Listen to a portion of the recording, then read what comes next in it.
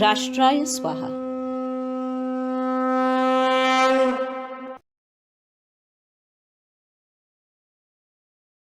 नमस्कार, मी शरद बोमशे. राष्ट्राय स्वाहामध्ये स्वागत. असत्यमेव जयतेचा पुढचा भाग. इंदिरा गांधींनी शिक्षण यंत्रणा डाव्यांच्या ताब्यात दिली. 1969 साली पंतप्रधान असताना इंदिरा गांधींनी काँग्रेसमध्ये फूट पाडून मोरारजी देसाई, निजलिंगप्पा, कामराज इत्यादी ज्येष्ठ नेत्यांना बाहेरचा रस्ता दाखवला. त्यामुळे काँग्रेसचे सरकार अल्पमतामध्ये गेलं. आता सरकार वाचवण्यासाठी इंदिरा गांधींनी कम्युनिस्ट पक्षांची मदत घेतली. त्या बदल्यात त्यांनी विचारलं की तुम्हाला कुठलं पाहिजे, म्हणजे संरक्षण खातं पाहिजे, गृह खातं पाहिजे, महसूल खातं पाहिजे, अर्थ मंत्रालय पाहिजे. कम्युनिस्टांनी सांगितलं यातलं कुठलंच नको, आम्हाला हवं फक्त शिक्षण मंत्रालय, केंद्रीय शिक्षण मंत्रालय. का मागितलं त्यांनी शिक्षण मंत्रालय? कारण पुढच्या पिढ्यांना आपल्या विचारसरणीनं भारून टाकायचं असेल, हिंदुत्वापासून पुढील पिढ्या दूर, इतक्या दूर नवे हिंदूच हिंदुत्वाचा तिरस्कार करू लागतील आणि इस्लामिक सर्व क्रूर कर्म्यांचा आदर्श मानू लागतील, अशी शिक्षण पद्धती कम्युनिस्टांना राबवायची होती.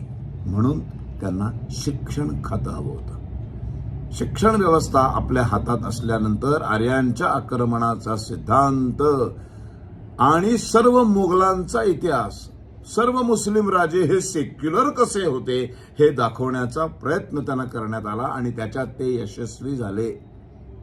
हिंदुत्ववाद्यांना हिंदू कम्युनॅलिस्ट आणि हिंदू सुप्रिमसिस्ट ठरवण्यात आलं. आज तागायत हेच चालू आहे. येत्या 4 दशकांमध्ये भारताप्रमाणे जगभरामध्ये डाव्या शक्तींनी भक्कम पकड बसवलेली आहे. त्यामुळे हे सर्व खोटं आहे हे सिद्ध करण्याचं महाकठीण काम अभिजित जोगांनी या असत्यमेव जयते या पुस्तकामध्ये केलंय.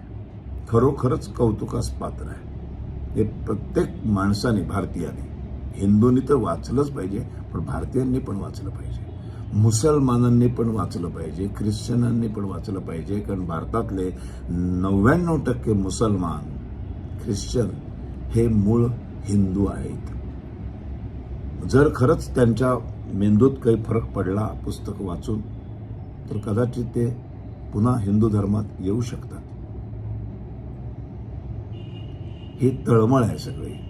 हे पुस्तक वाचल्यानंतर माझी झोप उडाली आणि या पुस्तकातले असे एक या घटना इतिहासामध्ये घडलेल्या, त्यांनी हिंदू संस्कृतीचं कसं वाटोळं केलं आज तागाय.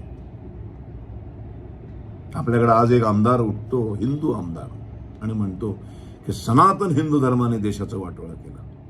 हिंदू टेररिझम, हिंदू दहशतवाद, भगवा आतंकवाद, कुठलाही पुरावा नसताना अनेक हिंदूंना, हे केवळ त्यांची थेअरी सिद्ध, जे मॅक्स मुलरनी केलं, जे मॅकॉलनी केलं, जे नेहरूंनी केलं, जे कम्युनिस्टांनी केलं, ते आत्ताही चालू आहे. हे सगळं थांबवायचं असेल तर एकच पर्याय आहे, इतिहास पक्का व्हायला पाहिजे, आणि तो सुद्धा खरा इतिहास. प्रत्येक हिंदूंनी खरा इतिहास वाचला पाहिजे. म्हणून या पुस्तकातले काही दाखले अशा मालिकेच्या रूपात मी तुमच्यासमोर ठेवतोय. धन्यवाद. पुढचा भाग लवकरच. राष्ट्राय स्वाहा.